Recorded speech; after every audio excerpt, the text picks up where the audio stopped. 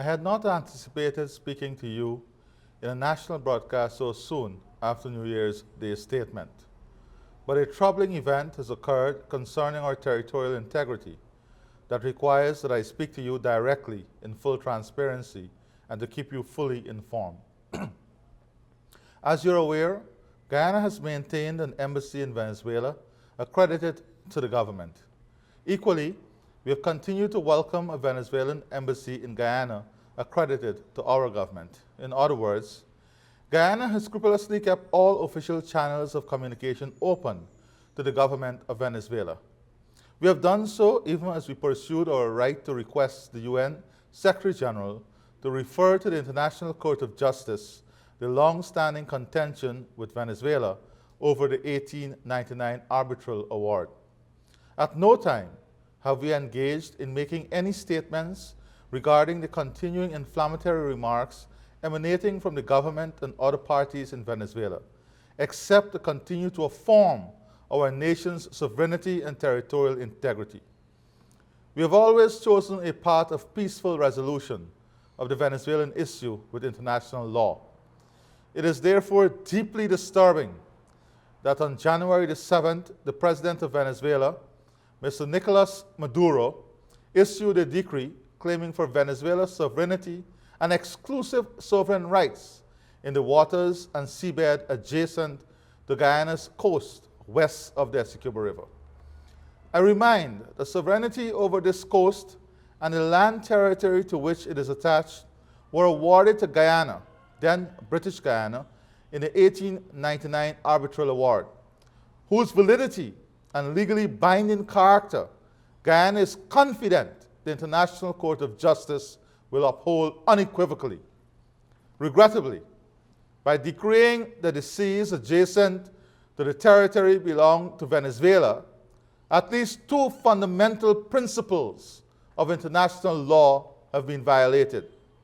The first violation is that no state can unilaterally determine its international boundaries, whether they are land boundaries or maritime boundaries. The fixing of an international boundary under international law can only result from an agreement between neighboring states or a binding determination by an international court or arbitral tribunal. Therefore, this attempt by Venezuela to unilaterally fix both its land and maritime boundaries with Guyana is a legal nullity, which cannot and will not be respected by any other state in the world, including Guyana. The second violation of fundamental international law is based on the fact that well-established rules of international law, there is a fundamental principle that the land dominates the sea. This means that sovereignty and sovereign rights in the sea and seabed emanate from title to the land that forms the coast to which those seas and seabed are adjacent. Since Guyana is sovereign over the coast west of the Essequibo River, as far as Punta Playa, it follows consequently, that only Guyana can enjoy sovereignty and exclusive sovereign rights over the adjacent sea and seabed. This is precisely the issue that is before the ICJ, and which, on the 18th of December 2020, the ICJ decided to resolve whether Guyana or Venezuela is sovereign over the land territory. Guyana is confident that the court will resolve the issue in its favor, and that this will necessarily also settle the issue of maritime rights in the adjacent sea and seabed. But under international law, this is now for the International Court of Justice to decide. In the meantime, Venezuela's attempt to claim for itself the seas and seabed adjacent to the coast west of the Essequibo River is another legal nullity, which will receive no legal regard from any other state in the world, including Guyana. The second regrettable action that President Maduro took on January the 7th was to reject the decision of the ICJ, delivered and issued on December the 18th. In that case, it decided that it has jurisdiction to hear and rule upon the arbitral award made on October the 3rd, 1899, including that it remains valid and legally binding on both states. Under international law, the court's decision, which was adopted by an overwhelming majority of its judges, is final and legally binding on both Guyana and Venezuela. To be clear, I point out the following two things. One, it has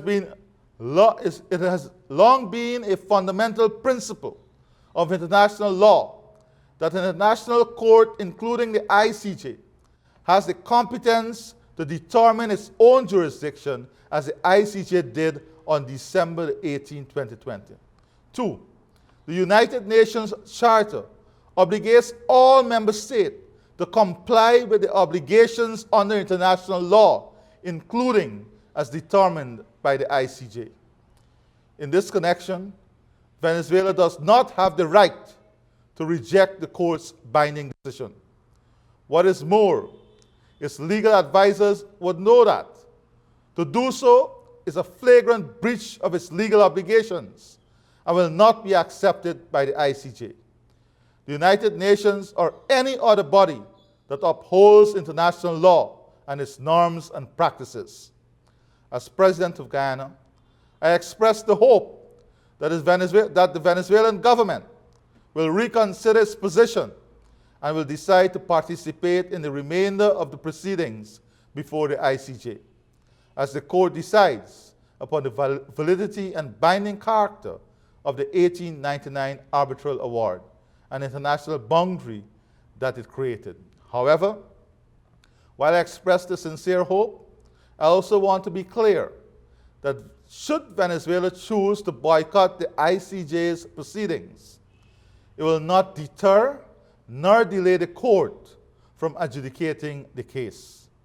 The rules of the court expressly provide that the deliberate absence of one of the parties shall not prevent it from deciding a case. I draw attention to one further matter regarding the case before the ICJ. Unfortunately, in an effort to discredit the oldest and most respected global court, Venezuela has misrepresented the nature of the ICJ's recent administrative acts. That act was to invite the parties to meet the president of the court to ascertain the parties' views on the scheduling of the written pleadings for the merits phase of the case. This is a standard practice for the court.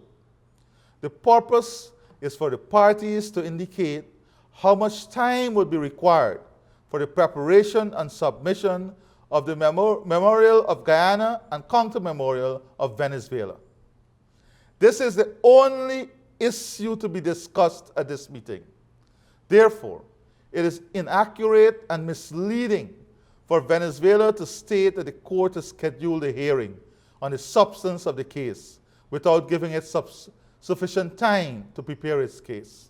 In fact, Venezuela will have more than a year to prepare its case. Fellow citizens, I have taken note that one newspaper in Guyana has attributed to President Maduro a tweet in which he is alleged to have vowed to reconquer the Essequibo. Research by my government of President Maduro's tweeted statement does not substantiate the allegations in the newspaper. Therefore, my government intends to act only upon those official statements emanating from Venezuela that have been substantiated.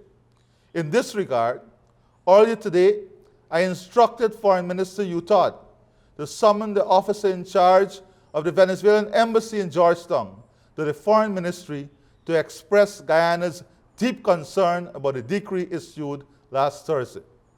The officer in charge has been told to convey to the Venezuelan authorities in Caracas that in accordance with international law and in assertion of its sovereignty and territorial integrity, Guyana rejects entirely the decree issued by President Maduro. Guyana will continue on the path of peaceful resolution of this matter, in keeping with international law and the jurisdiction of the ICJ.